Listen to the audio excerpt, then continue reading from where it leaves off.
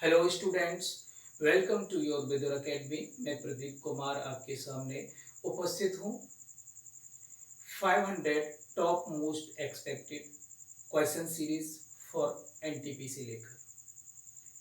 तो आइए बच्चों, शुरुआत करेंगे आज का पहला प्रश्न अपना बिना समय गवाए। मैंने प्रश्न को पहले ही लिख दिया है सो दैट अपना समय बचा सके। आइए बच्चों, शुरू करते हैं आज का पहला प्रश्न। आज का पहला प्रश्न है बच्चों, एक दुकानदार 1725 रुपए प्रत्येक पर 2000 मेजों की पूर्ति करने की जिम्मेदारी लेता है। वह हिसाब लगाता है कि यदि 10% त्रुटि युक्त हैं जिन्हें 50% पर बेचा जाए तो उसको पूर्ण लागत पर 15% का लाभ होगा। जब मेजों की आपूर्ति की गई तो 70% मेजें त्रुटि युक्त पाई गई तो दुकानदार को कितनी हानि झेलनी पड़ी। ये तो रही बच्चों प्रश्न की भाषा। आइए अब मैं समझा देता हूं अपनी भाषा में। यानी एक दुकानदार था। कौन था बच्चों? दुकानदार। दुकानदार के पास 2000 मेजें थी और एक मेज की कीमत की बात करें तो 1725 रुपए थी। यह अनुमान लगाता है कि इसके पास 10% मेजें त्रुटिपूर्ण है और इसके पास जो 10% मेजें त्रुटिपूर्ण हैं, इन 10% मेजों को यह 50% दाम पर बेचेगा, अर्थात 1725 के आधे पर बेचेगा, क्योंकि 1725 एक मेज का पूरा दाम है। ठीक है। 10% के बाद में जो टेबल्स होंगी उनको पूरे दाम पर बेचेगा। लेकिन हुआ क्या बच्चों, जब मेजों की आपूर्ति की जाती है तो 70% मेजें त्रुटि युक्त पाई जाती हैं।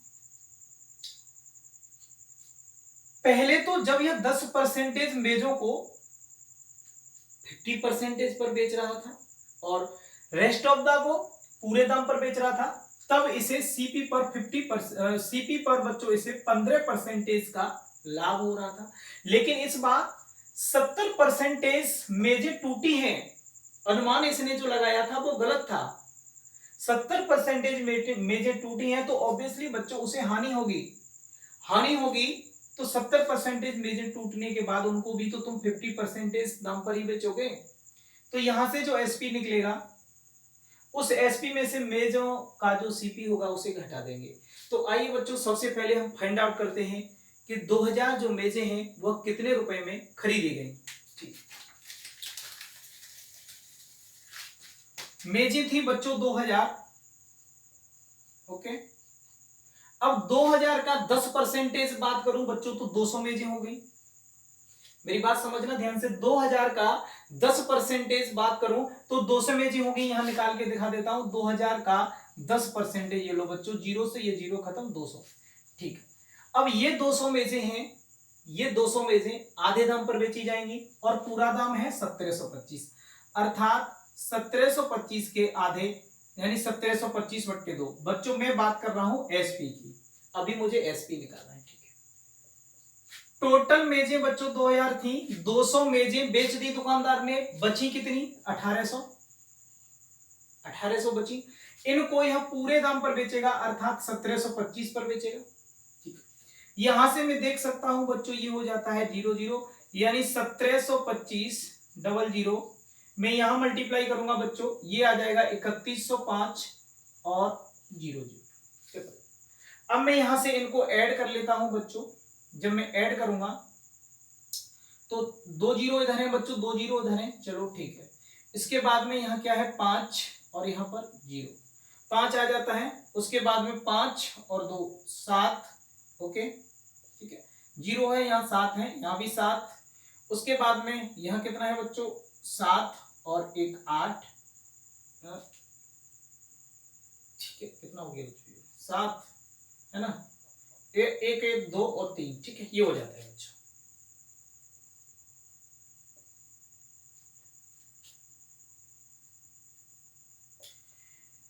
यानी मेजों के विक्रय मूल्य की बात करें बच्चों तो 32,77,500 रुपए हो जाता है। यह है मेजों का विक्रय मूल्य। क्यों ना बच्चों मेजों का क्रय मूल्य निकाल लें, क्योंकि 32,77,500 रुपए में जब मेजों को बेचा गया तो 15% प्रॉफिट हुई थी। तो क्यों ना इस 15% प्रॉफिट और इस एसपी की मदद से हम सीपी निकाल लें। बिल्कुल निकाल लेंगे। कैसे निकलेगा बच्चों? 32, 77 और 500 गुणा 15% प्रॉफिट हुई है बच्चों इंटू 100/115। ठीक है बच्चों, जब इसे हम सॉल्व करेंगे तो इसमें डिवाइड करेंगे बच्चों, तो मैं कर लेना डिवाइड, है ना, करके डिवाइड देख लेना। तो ये जाएगा बच्चों 28,500। ओके, भाग करके देखोगे 115 का 32, 77, 500 में, तो 28,500। ओके, तो यहां से बच्चों सीपी निकल आएगा 28,500। 115 का 32, 77, 500 में डिवाइड करोगे 28,500। तुम चाहो तो मिनिमाइज कर सकते हो छोटी छोटी संख्याओं से, उसके बाद में आ जाए। ठीक है, मेरा मतलब है मेथड से। ओके, 28, ठीक है, 500, ठीक है, ये हो जाता है तुम्हारा। अच्छा, सीपी कितना हो गया बच्चों? 28,50,000 रुपए में वो मेजें खरीदी गई। ठीक है, अब मैं थोड़ा सा रफ कर देता हूं इसे। लेकिन आगे क्या हो रहा है बच्चों? अब नए एसपी की बात कर लेते हैं जब उसे हानि होती है। देखो, अब वह मेजों को 70% त्रुटिपूर्ण बेचा जा रहा है। मतलब जो 70% मेजें हैं वो त्रुटि युक्त हैं। तो टोटल मेजें कितनी थी बच्चों? 2000, है ना। अब 2000 में से 70% मेजें होंगी, इनको किस दाम पर बेचा जाएगा? 1725/2, क्योंकि जो भी त्रुटिपूर्ण मेजें हैं उनको आधे दामों पर बेचा जाएगा, यानी 50%। ओके, प्लस 2000, अभी 70% बेचा है, 30% बाकी है। तो 2000 का 30% इनको पूरे दामों पर बेचा जाएगा बच्चों 1725 पर। ओके, तो यहां से जब तुम इसे सॉल्व करोगे, मैं यहां से इसे रफ कर देता हूं बच्चों।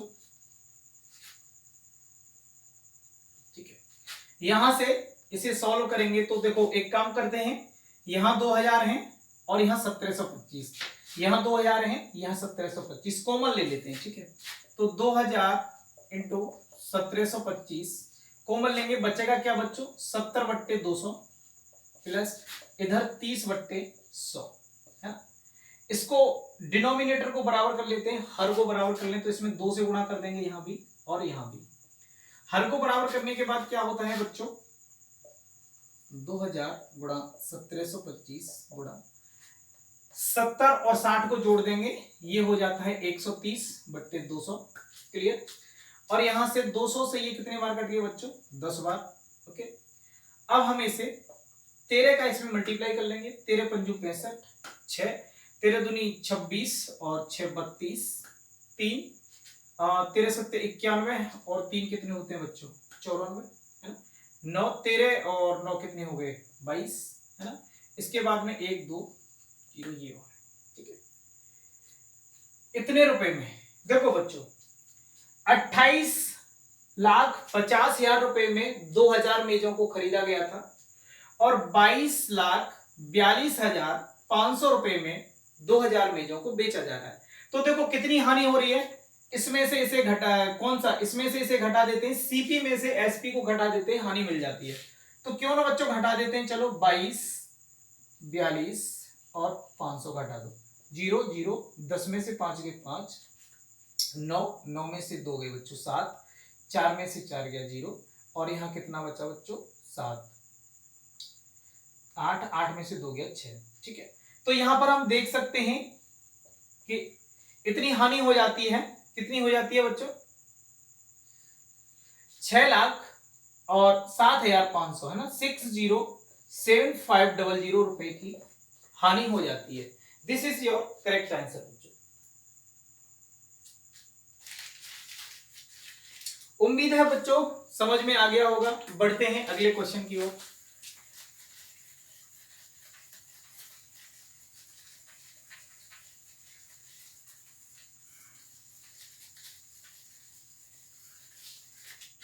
अगला क्वेश्चन है बच्चों हमारे पास, ए और बी 5 मीटर की दूरी पर दो निश्चित बिंदु पर हैं और सी ए बी पर स्थित एक बिंदु और सी ए बी पर स्थित एक बिंदु पर इस प्रकार है कि AC बराबर 3 सेंटीमीटर है यदि AC की लंबाई 6% बढ़ा दी जाए तो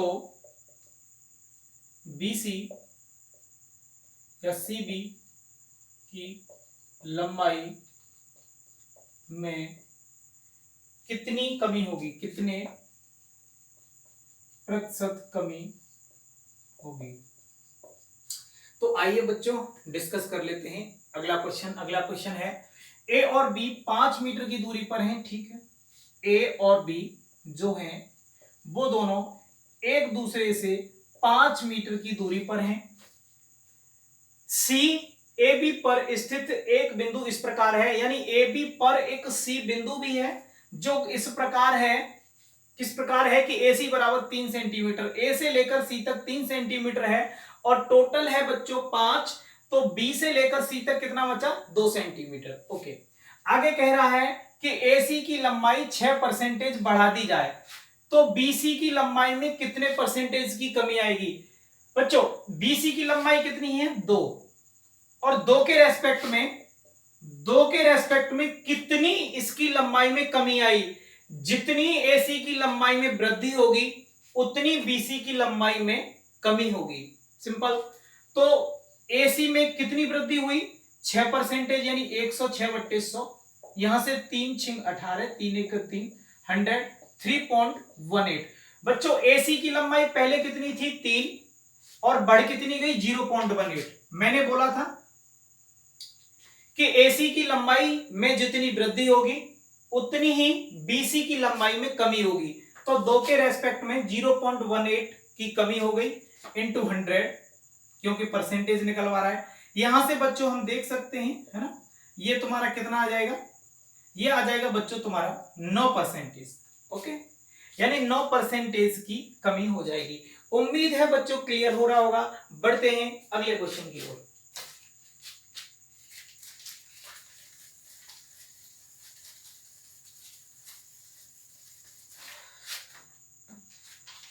अगला क्वेश्चन है बच्चों ए बी और सी के बीच 2430 रुपए की राशि इस प्रकार विभाजित की जाए यदि उनके हिस्सों में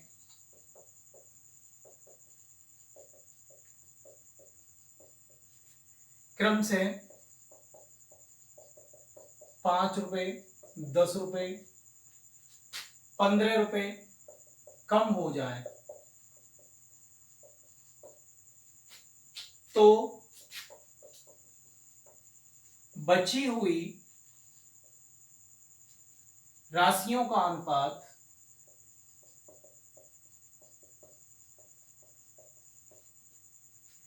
3:4:5 हो जाएगा। कैसे करेंगे बच्चों क्वेश्चन, ए बी सी यानी 2430 रुपए हैं बच्चों, मैं सॉल्व करता हूं। 2430 रुपए हैं और इन 2430 रुपए को ए बी सी में कुछ इस प्रकार वितरित किया जाता है कि उनके हिस्से में 5 रुपए 10 रुपए और 15 रुपए की कमी की जाती है। टोटल कमी कितनी की जा रही है बच्चों, 5 और 10 15 और 15 30, यानी पूरे रुपए तो 2430 थे, इनमें से 30 की कमी कर देते हैं तो पैसे अर्थात रुपए रुपए को डिवाइड करने का रेशो बदल जाता है और वो क्या हो जाता है, वो हो जाता है 3:4:5, यानी 5 और 4 9 और 3 12। तो इस 12 के बराबर होंगे ये हमारे अनुसार। तो फिर 12 रुपए बांटे जाएंगे कब, जब 5 10 और 15 रुपए की कमी की जाएगी। तो हमारे अनुसार 12 रुपए बांटे जाएंगे उन 3 लोगों में। और क्वेश्चन के अनुसार कितने हो जाएंगे बच्चों, 2400 रुपए, है ना।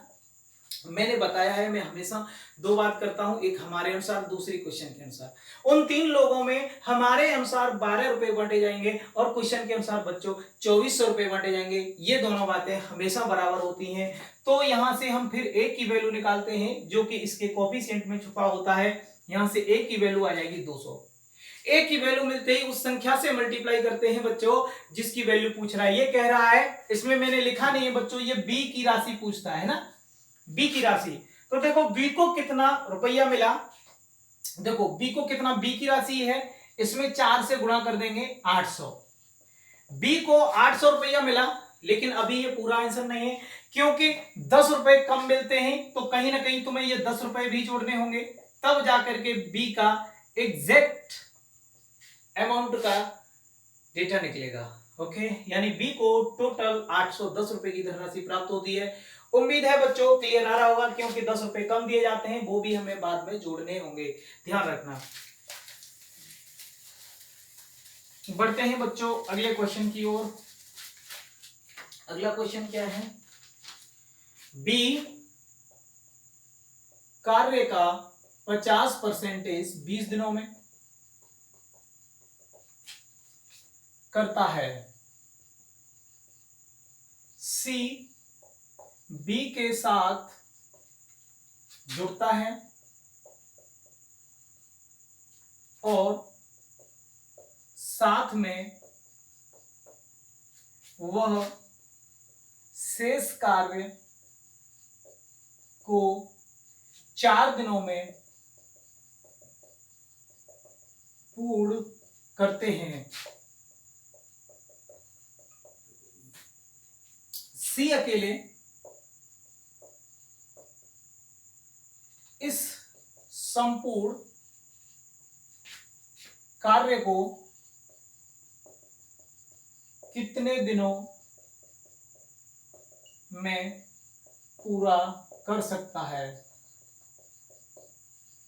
कैसे करेंगे बच्चों, टाइम एंड वर्क का क्वेश्चन है। बी कार्य का 50% 20 दिनों में करता है। बच्चों बी कार्य का 50% अगर 20 दिनों में करता है तो 100% कितने दिनों में करेगा बच्चों, 40 दिनों में। बी कार्य का 50% 20 दिनों में तो 100% 40 दिनों में करेगा। 100% बोले तो पूरा काम। अब 40 दिन में पूरा काम करता है, 40 का एलसीएम लेंगे 40 ही आएगा, विच इज टोटल वर्क।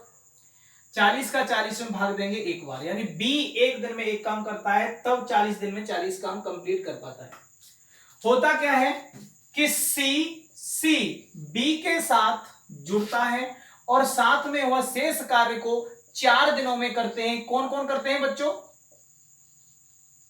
4 दिनों में करते हैं। कौन कौन, बी और सी दोनों मिलकर। लेकिन शेष कार्य कितना था बच्चों, 20 क्यों, क्योंकि 20 काम पहले ही बी कर चुका है, क्योंकि बी पहले ही 50% कर चुका है। 50% का मतलब आधा, पूरा काम कितना है 40, इसका मतलब 20 काम बी पहले ही कर चुका है। तो बाकी का काम कितना बचा, 20, और ये 20 काम बी और सी दोनों मिलकर 4 दिन में करते हैं। तो ये एक दिन में कितना काम करेंगे, बी और सी मिलकर के एक दिन में करेंगे 5 काम। ठीक है, कौन कौन, बी और सी। देखो ये कह रहा है कि सी अकेले इस संपूर्ण कार्य को कितने दिनों में पूरा कर सकता है। तो सी कार्य को कितने दिनों में पूरा करेगा, यह निकालने के लिए हमें पता होना चाहिए सी की एफिशिएंसी। तो बी की एफिशिएंसी तो पता है 1 है, तो सी की एफिशिएंसी कितनी होगी, 4। तभी तो बी और सी मिलकर के एक दिन में 5 काम कर पाएंगे। ठीक है, अब सी एक दिन में 4 काम करता है और इसे 40 काम पूरे करने हैं बच्चों, तो कितने दिन में करेगा सी करेगा इस काम को 10 दिन में। उम्मीद है बच्चों क्लियर हो गया होगा। बढ़ते हैं अगले क्वेश्चन की ओर।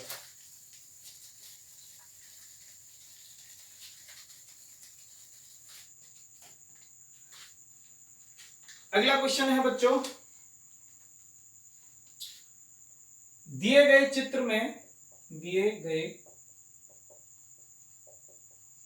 में QRTS एक चक्रीय चतुर्भुज है। यदि PT बराबर 5 सेंटीमीटर, SQ बराबर 4 सेंटीमीटर, PS बराबर 6 सेंटीमीटर तथा त्रिभुज PQR बराबर 63, तब TR का मान क्या होगा। ये है बच्चों क्वेश्चन, और चित्र कुछ इस तरह गिवन है। त्रिभुज ABC है, ये ABC नहीं, दिए गए चित्र में QRTS एक चक्रीय चतुर्भुज, त्रिभुज बना देता हूं बच्चों।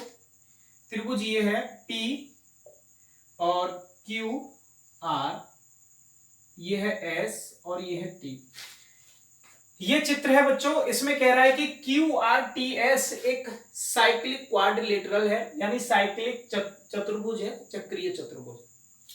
चक्रीय चतुर्भुज क्या होता है बच्चों, जैसे ये सर्किल और सर्किल में एक चतुर्भुज हो, सर्किल के अंदर एक चतुर्भुज हो, दैट इज कॉल्ड चक्रीय चतुर्भुज। ओके, तो कहीं ना कहीं हम देख पा रहे हैं कि अगर QRTS एक चक्रीय चतुर्भुज है तो इसके चारों तरफ एक सर्किल बनना चाहिए ना बच्चों, है ना। ओके, अगर इसके चारों तरफ एक सर्किल बनेगा तो यहां गिवन है कोण PQR बराबर 63 डिग्री। इसका मतलब PQR ये कोण गिवन है बच्चों 63। अगर ये कोण 63 है तो ये कोण कितना होगा, ये होगा 180 माइनस 63। क्यों? क्योंकि हम जानते हैं कि चक्रीय चतुर्भुज में जो विपरीत कोण होते हैं इनका योगफल 180 होता है। तो अगर ये कोण 63 है तो ये कोण कितना हो जाएगा, 180 माइनस 63। उम्मीद है क्लियर हो रहा होगा बच्चों। और ये यहां पर ये वाला कोण कितना हो जाएगा बच्चों, ये कोण हो जाना चाहिए तुम्हारा, ये देखो लीनियर पेयर से है ना, ये लीनियर पेयर से, तो ये कोण कितना हो जाना चाहिए, पूरा यहां से यहां तक 180 होना चाहिए, है ना। तो फिर जब यहां से हम इसे निकालेंगे तो ये भी तो 180 माइनस 63 ये वाला कोण हो जाना चाहिए, तो ये कितना हो जाएगा, ये भी 63 हो जाएगा। उम्मीद है समझ में आ रहा होगा, क्योंकि ये पूरा भी 63 ही होता है। ओके, वो सॉरी, ये पूरा यहां से लेकर यहां तक 180 अंश होता है लीनियर पेयर ये गुण से। ओके, यानी ये जो रेखिक है ना, ये रेखा, इस पर पूरा कितना होता है, 180 अंश होता है। ठीक है, अच्छा, ये वाला कोण तुम्हारा कितना है, थीटा है। अगर ये थीटा है ना, इसे मिटा दो, ये थीटा है तो ये वाला कोण भी तुम्हारा थीटा होगा। ठीक है, जैसे ये समझाया था इसी तरीके से, सेम प्रोसेस से। अब यहां पर हम देख सकते हैं बच्चों कि त्रिभुज PST सिमिलर होगा PRQ के। त्रिभुज PST सिमिलर होगा PRQ के। क्लियर हो रहा है ना, ठीक है।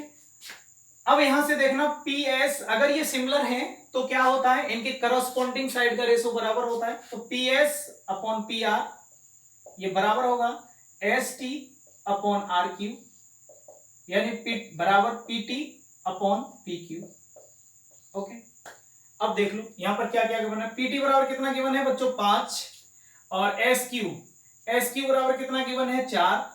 PS बराबर कितना है, 6, और TR पूछ रहा है ना, TR, तो TR मान लिया हमने X।